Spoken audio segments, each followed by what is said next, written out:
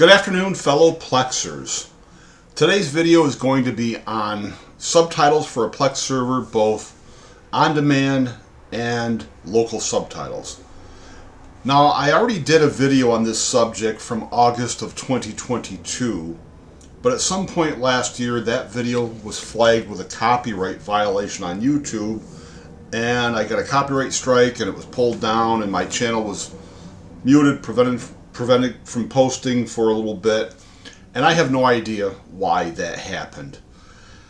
I did not show any media playing in that video, but there were posters shown in the Plex web app, and that's actually the second video I had taken down. I had another video that I showed how to add the two different Kung Fu series, and I believe I used dummy video files. I didn't even have real versions of that media, and just the poster images caused that video to be taken down with a copyright strike also. So since then I've created some test servers with all public domain media, so we're going to recreate the subtitle support video with that media. If you haven't already, bookmark Plex's main support article list.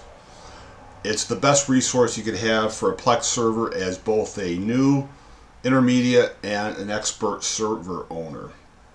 So if you drop down to the section titled Your Media, you get all the rules for naming and setting up structure and all the tricks you can do with a movie library, the same with a TV show library. It tells you how a music library works, and then there's a using subtitle feature. So subtitles are confusing for new Plex server owners because there's two distinct features. Every client app has the on-demand subtitle search, where Plex has partnered with Open Subtitles to go out and search for a subtitle on demand.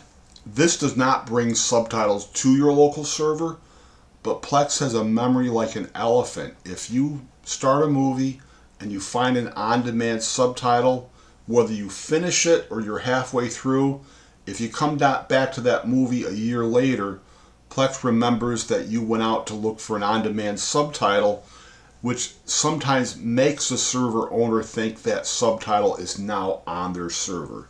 It's not. It's a temporary connection through a partnership with Open Subtitles. And of course, we have the support article for adding local subtitles to your server, which can either be embedded or external, and we'll explain all that. So we'll go into this one, and it just tells you the requirements. You've got to be using one of these client apps. It tells you how to search for them, and you have an informational message. We'll demonstrate that right now. And there are some preferences you can set depending on the client app. I won't get that deep into things, but let's bring up the HTPC client app to use as our example. It's the same GUI as any other Plex server client app. And I have no way to mute the volume with this, so I'll pause videos if I do have to start one. So if I let me go into the movie library, and it's all public domain media. If I started Royal Wedding,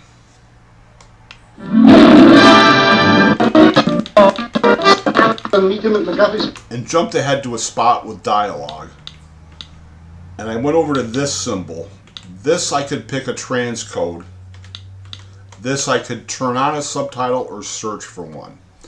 You'll see this movie already has a local subtitle in the SRT file format.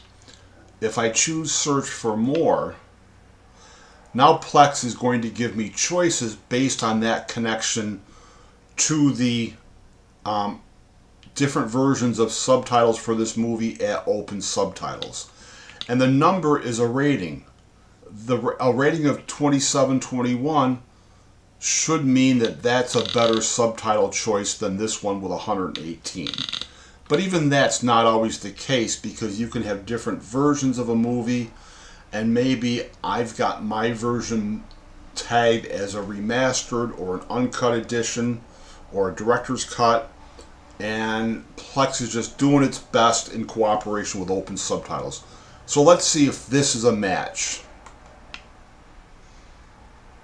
Bar next door, right after the performance.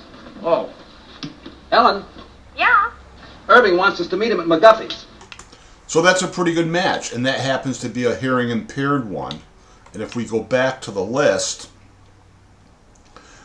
you now see that Plex remembers the connection. So here's the local one, and now here's the on-demand one, telling us it's an SRT through Open Subtitles, but there was no information that it was also an SDH or a hearing impaired. So let's try a lower match then and see if that syncs. And it may sync. Okay. How'd you like Pete? Isn't he cute? He's from the South. No. Why, Ellen, honey, I never would have guessed it. He owns miles and miles of tobacco land in Virginia, and he... So now we're out of sync because that's for a different version of the same movie. So if we go back to search for more, now we can try the second most likely one. ought to hear him chant. I met him 2 days ago at Hilda Swan's house, and I'm simply mad about him. Is that all? That's all. Roger. Miss Evans seems quite... And we can see that's not a match either. But we got lucky with this one, and it was more highly rated. taken, doesn't she? This will probably be one of those long affairs that drags on a whole week. So the next subject we'll talk about is local subtitles, and I can just switch to that while the movie's playing. Overseas concerns the royal wedding in London. The British capital is already festive and happy in anticipation of the wedding, which is still several weeks off. Oh. So we see that's a match too. So the on-demand feature is going to be hit or miss. And let me turn subtitles off for this stream. And let's use another example. Let me use Lady Frankenstein. To doubt now would make everything I've ever... So that has subtitles already displayed, and they're from Open Subtitles, but they don't sync. And the reason they don't sync is even though they're highly rated, it's the only choice to pick from, and they simply don't sync with a version of this public domain movie that I have. So the Open Subtitle connection for on-demand subtitles is going to work in a lot of cases, and with a modern movie, you're going to have more chances of picking different subtitles. Like The Royal Wedding was an old movie, but it's a popular movie, so there's a lot of subtitle choices, and the best subtitle synced. This is the only subtitle for this movie, and even though it has a high number on it, it still doesn't sync. So you may not be out of luck. Even with that subtitle, you might be able to go into the playback options to subtitles and then offset it by so many seconds. In my opinion, that's a lot of work. But if that's your only choice, that's your only choice. And we're not going to try to make this sync. This is just trial and error, and you can plug numbers in here just like I could. Pointless. So now let's talk about Open Subtitles. So we'll get out of the client app and we'll click back into the correct support article.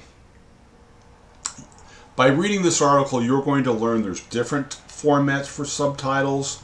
If you rip your own media, you may more often see a VOSub or a PGS subtitle.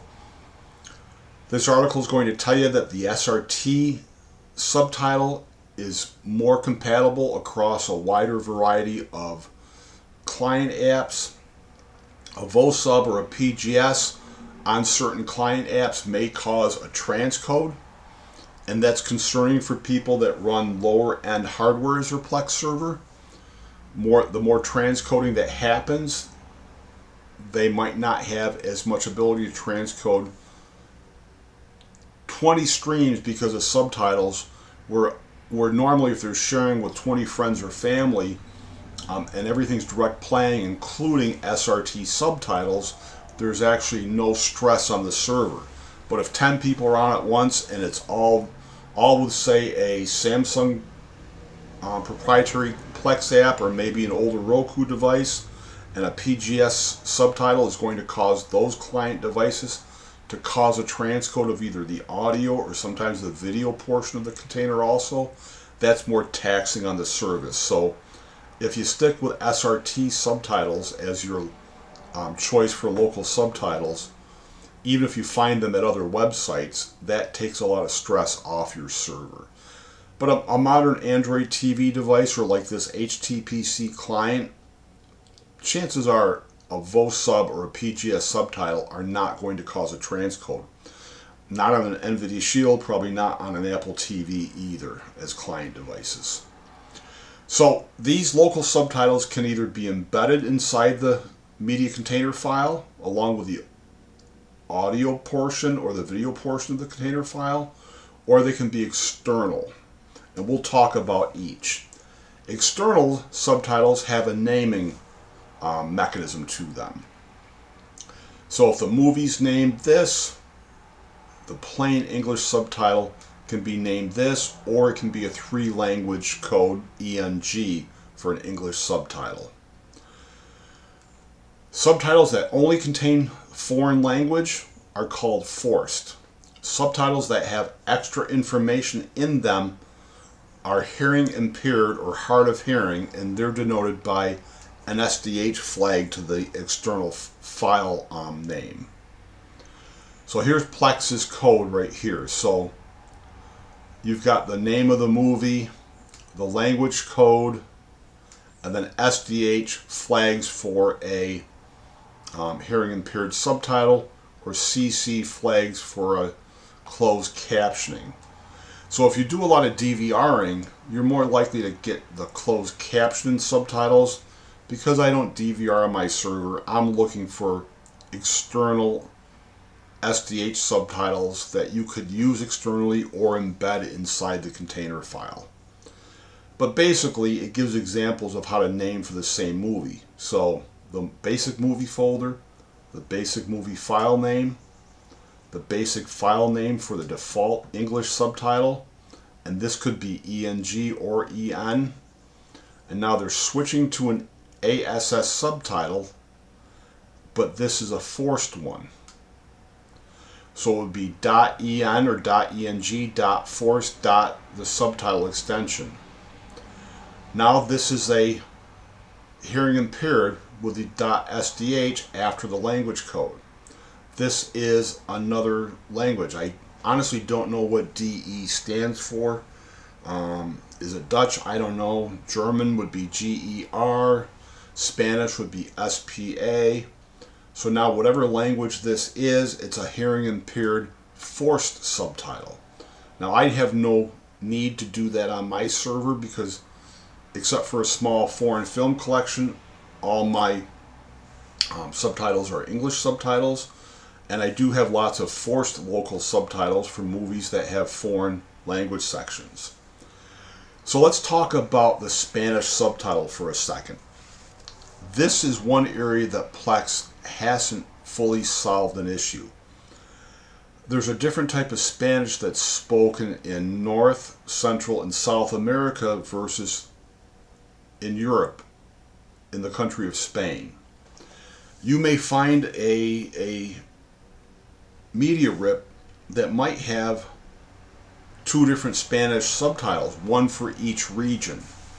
Well, Plex has no way to differentiate which region that is. So if you're in one region and you have subtitles for your region, you would just label that as a Spanish subtitle. If you're in the other region, you'd be looking for the subtitles that fit your region, and you just label that as a Spanish subtitle. The trouble would be someone trying to serve Spanish speakers from both regions. There's no real Plex way to fix that, but they could let their users know that anything marked as an SDH version is going to be the subtitle for someone from Spain, and anything marked as the default Spanish subtitle could be for the Spanish language from the Americas. That would be one solution to that issue, but there's not really a Spanish code for Spain versus a Spanish code for the Americas. And that's my full knowledge on that subject, and I'm not sure how Spanish language Plex servers solve that if they're serving up a region outside of their own Spanish dialect.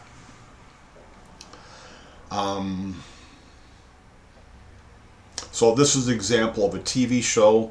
So you have the TV show folder name in the most basic way.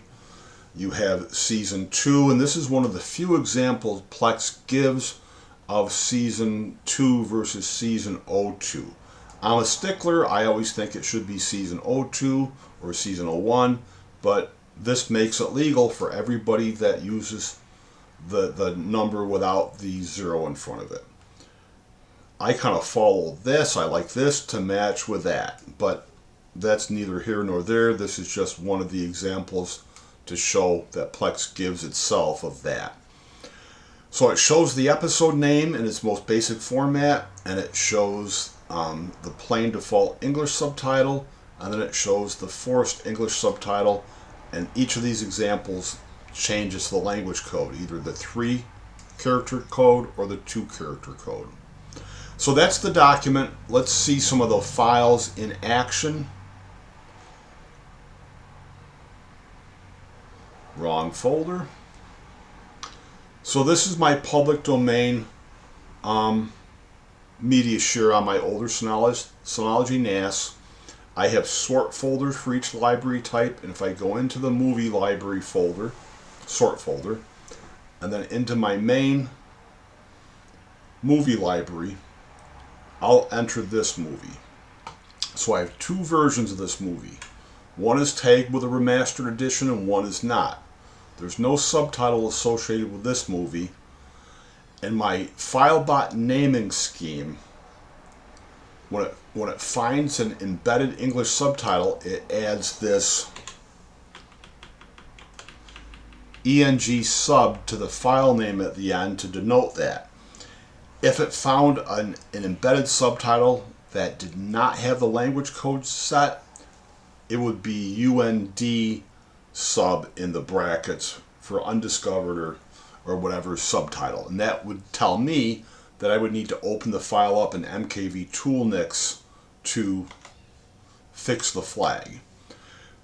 So I actually have embedded subtitles in this folder, and I have an external subtitle that has to be named exactly the same as the movie file, with then the language code added at the end.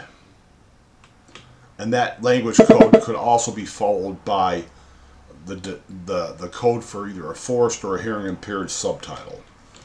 So if I open this up in VLC, I don't need to let it play here, and look at the subtitle, you'll see that I have the 3 embedded subtitles and then the extra external one.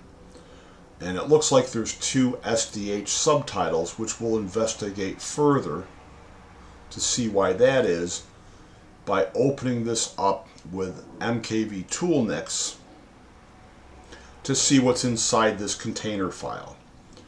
So I have 2 different audio tracks. One is encoded with FLAC and one is AAC encoded. And then I have an English default subtitle in the SRT format. I have a hearing impaired subtitle in the SRT format. And there's a PGS English subtitle in the SDH format. So there's a lot of information that you can see. And if I was setting this up myself, if this was my RIP, I would have done things a little bit differently. Plex can work off a couple different information with the embedded information from what's in the container file. Just by having the track name marked English and SDH, Plex will know that it's an English subtitle or an SDH, but you don't need this.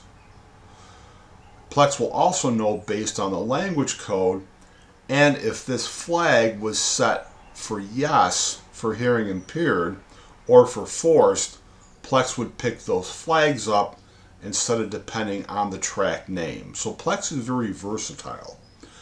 And if I wanted to save these changes, I could hit start multiplexing, and that file would be recreated as a second file, which I could then rename and put on the server.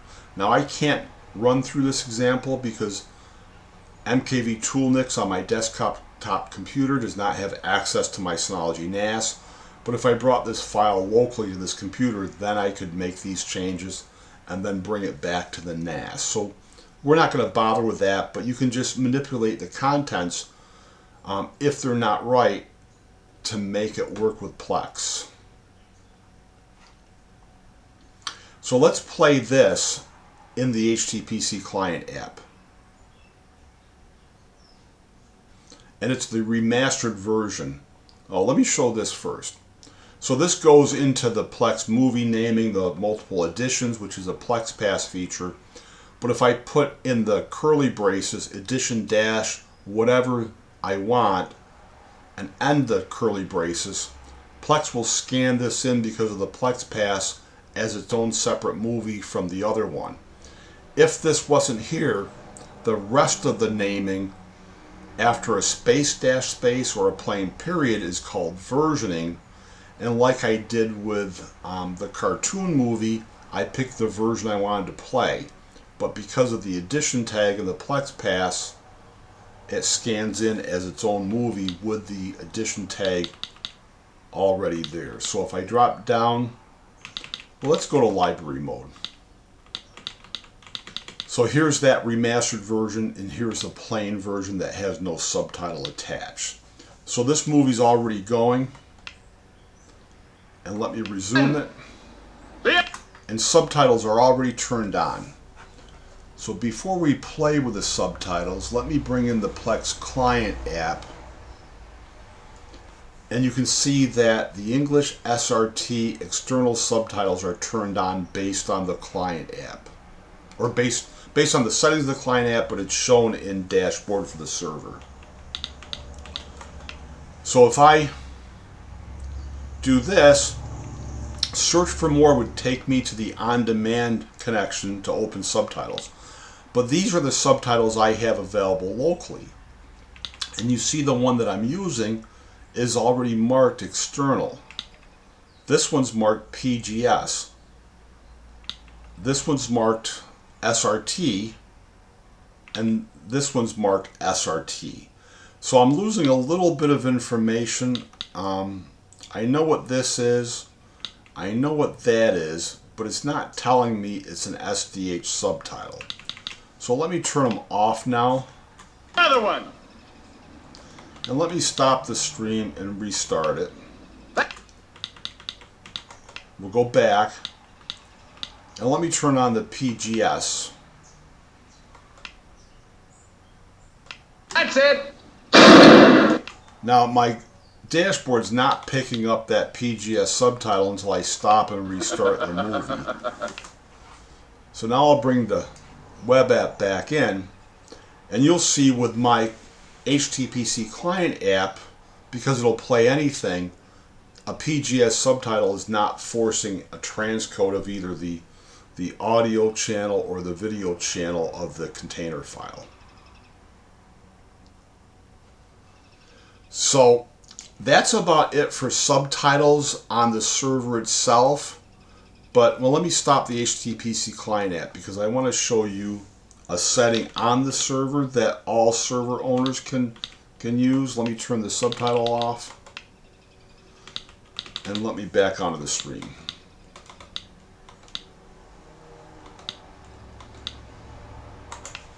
And the client app. Alright, so let me make sure I'm on the right test server. So, under the settings, you click the settings icon, and then you go to the languages section, and you can check automatically select audio and subtitle tracks. So my audio preference is English, My subtitle mode preference is shown with foreign audio versus always enabled, and I prefer subtitles in my native language. So what that does is it will preload any forced subtitle that I have on the server for any movie that has a local forced subtitle. If the movie needs a local forced subtitle and it's not there, this setting won't do anything. But if the forced subtitle is already available locally, not only does it load it for myself on any client device, but it loads it for all my friends and family also. Now this is also handy if you have a foreign film collection. I have a small foreign film collection, so I have some French movies, some in German. I think I have a couple in Italian. These same settings will load the default English subtitle for those movies because the audio track is something different than English. And actually that brings us back to one more thought with how things are labeled inside the container file. So if I open this back up with MKV Toolnix, in order for those subtitle settings to work on foreign films, the audio track has to be flagged for English. So again, Plex will grab it from the track name or the actual official language settings. This other FLAC audio track doesn't have a track name, the language is just set here. So you might have a foreign film with a foreign language track that has the language not set. Well, the language would have to be set for French or German or Spanish or Russian or wherever the movie was made and the track of the audio. It has to be properly set for these forced server settings to also work with a foreign language film to properly display the default English subtitle. And at the same time, the English subtitle has to be flagged or named properly in order for Plex to know that it's an English subtitle. So this is really helpful in the area of forced subtitles to automatically have them turn on. And it's always best, I think, to track down a local subtitle at one of the many different subtitle sites. Subscene used to be my choice. There's a new one on the block. I can't think of the name of it. But if you ask me, I'll reply in the comments. Open Subtitles is a good choice. And while this won't be a Filebot lesson, I have plenty of Filebot tutorial videos. And right here, Subtitles, you can connect that to a free, with this option here, with a free Open Subtitles account. And you can get your media prepped to rename where the new names are over here of your episodes or movies. And if you go to the little option there and go to Post Processes at the bottom, you can fetch subtitles, and then when you do rename the movie, Filebot will reach out to Open Subtitles to grab a ranked subtitle for the media you're renaming. It's a really nice feature. And even though Open Subtitles has recently changed their API, and you get less access to it as you did before just using the website, Filebot has hung on to its original agreement of being able to pull up to 200 subtitles a day as long as you have a free registered account at Open Subtitles and you've plugged that information into Filebot. It's a really nice feature, and it's my go-to movement. I'm renaming my media anyway with Filebot, so if I need a subtitle, I turn that feature on, let Subtitle pull one, and then I check for sync in VLC. I have like an 80% success rate with this. So when the subtitle doesn't sync, well, I just go and find a manual one. I search for a manual one, check sync. If it's not right, I grab a different version, check for sync. And when I find a sync subtitle, then I move the media to my server. But Filebot is a great subtitle resource to use while it's prepping the folder structure and the file names of your movies and episodes. So that's about it. The best thing you can do is bookmark the main support page. I'll throw a link to that in my description of this video. I will also throw a link to both subtitle articles, and where is it? It's under the Your Media section.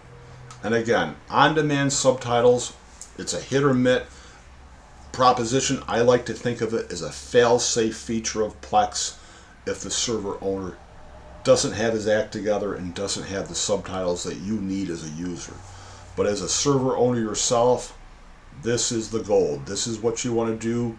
You want to grab subtitles when you rip. You don't want to leave them behind. You don't want to remove them, because a ripped movie or a ripped episode already has synced subtitles. That's all been taken care of for you. If you have to go out and manually find subtitles, then you have to find one that syncs. And if you don't have subtitles, your users may or may not find a synced subtitle for some of the more obscure media that you could have on your server. So, thanks for watching, and let's see if there's any copyright strikes on this one with my public domain media. That would be quite interesting. Happy Plexing.